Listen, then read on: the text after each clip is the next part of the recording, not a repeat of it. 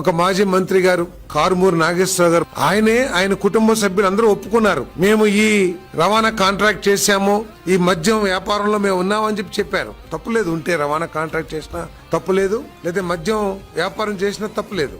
కానీ వారు చేసిన వ్యాపారంలో ప్రభుత్వ సపోర్ట్ తో లేదా ప్రభుత్వం ఏర్పాటు చేసుకున్న కొంతమంది ఏజెంట్ల సపోర్ట్ తో అధికారుల సపోర్ట్ తో దోచేయటం అనేది మరి ఈ రోజు చాలా స్పష్టంగా బయటపడిన విషయాన్ని మరి గమనించాలని చెప్పేసి మనం చేస్తామని నేను. ఒక కార్టూన్ కి 13 రూపాయలుంటే దేశంలో ఎక్కడ లేని విధంగా దాన్ని 35 రూపాయలకి పెంచుకుని 400 కోట్ల రూపాయలు దోపిడీ చేసిన విషయాన్ని ఒక కేంద్ర ప్రభుత్వ సంస్థ ఇండిపెండెంట్ గా ఎంక్వైరీ చేసి దాంట్లో అన్ని సాక్ష్యాధారాలు సంపాదించి సాక్ష్యాధారాలని స్పష్టంగా ప్రజలకు కూడా తెలియజేసి వారి మీద చర్య తీసుకుంటే ఇదేదో కక్ష, బలహీన వర్గాలకు చెందిన వ్యక్తుల మీద దాడులు చేస్తుంది ప్రభుత్వం అని అనటం ఏ మేరకు సభ ఒకసారి ఆలోచించమని చెప్పేసి మనం చేస్తాను.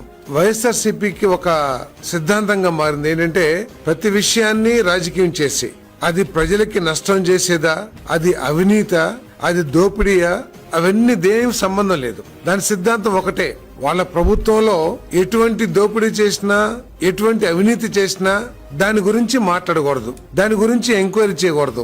ఎంక్వైరీ చేస్తే ఎదురు దాడి చేసి మా మీద కక్ష కట్టి మా మీద కుట్రతో ఇటువంటి అన్ని కూడా చేస్తున్నారని చెప్పేసి ప్రజల దృష్టిని మరల్చడానికి తమ పాపాలని దాచుకోవడానికి ప్రయత్నం చేస్తుందని చెప్పేసి ఈ సందర్భంగా నేను తెలియజేస్తా ఉన్నాను. నేను అంటే ఈ ఎదురు దాడి ద్వారా కులాలని, మతాలని, రాజకీయాల్ని వినియోగించి వారు చేసిన పాపాల నుంచి రక్షణ పొందడానికి ప్రయత్నం చేయడం చాలా దారుణం అని చెప్పేసి కూడా ఈ సందర్భంగా తెలియజేస్తాను. నేను ఆయనకి కావాలంటేనేమో సిబిఐ ఎంక్వైరీలు కావాలి, ఆయనకి ఏదైనా లబ్ధి చేకూరుతుంది రాజకీయంగా కానీ లేకపోతే ఇతరత్రా లబ్ధి చేకూరుతుంది అంటే సిబిఐ ఎంక్వైరీ అని చెప్పేసి డిమాండ్ చేస్తారు.